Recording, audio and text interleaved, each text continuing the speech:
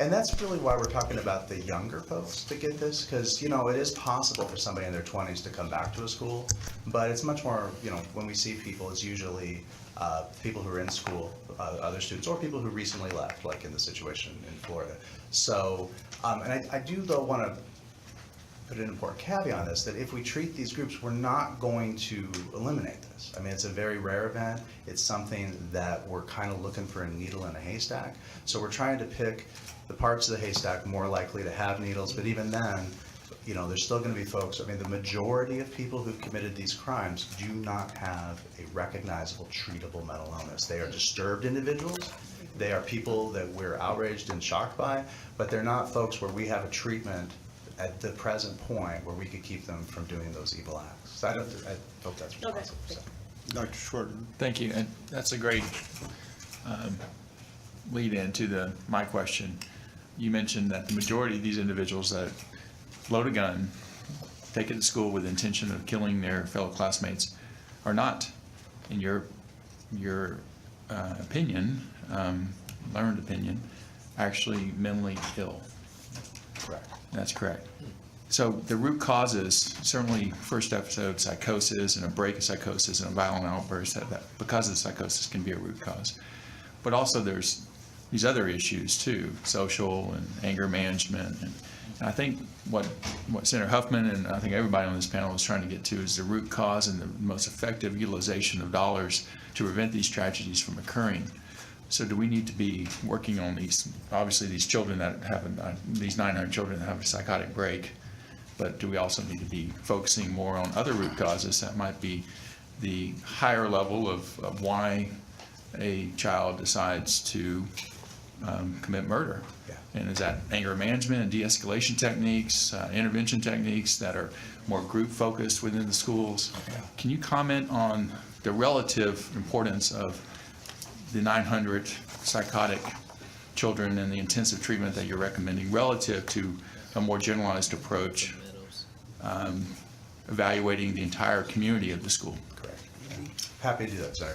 In fact, maybe I could do that by looking at one of my slides, which I think lays that out, and then you can let me know if If you're going to get to it, you want to just wait till we get to it? Whatever. It's actually my next slide. Yeah, I mean, well, the next slide, yeah, it's the next slide. So the one where we got the two little dots on, this one. Half of mental illness is replaced by age 14, 75% by the time you're a young adult. And so there's two kind of strategies to, again, try to sort of address the vector on violence that's caused by mental illness. One is detection and intervention, because we're not going to be able to predict some of these cases before they become a severe risk. So that's why you have to have multiple levels of detection.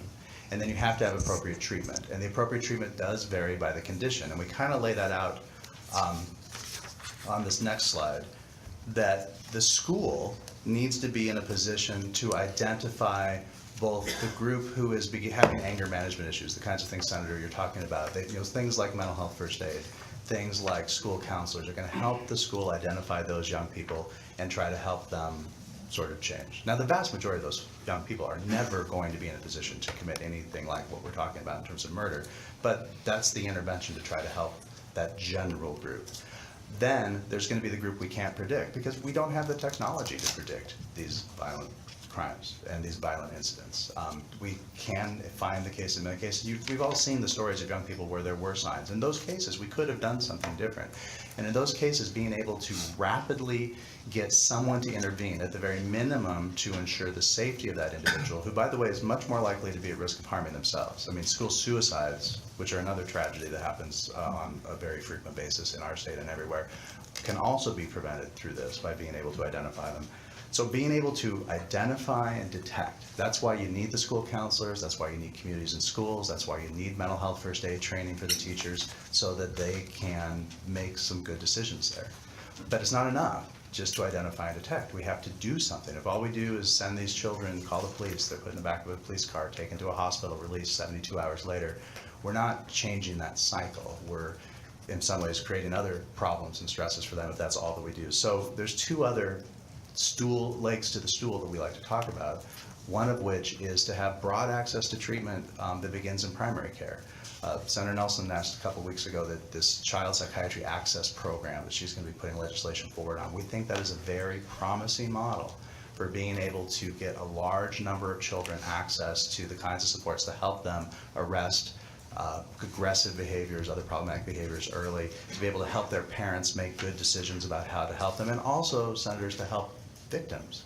Because, you know, we have more children now scared to go to school, parents who are trying to reassure their children, and a pediatrician can be very helpful with the right sort of backup and knowledge from a specialist in those moments.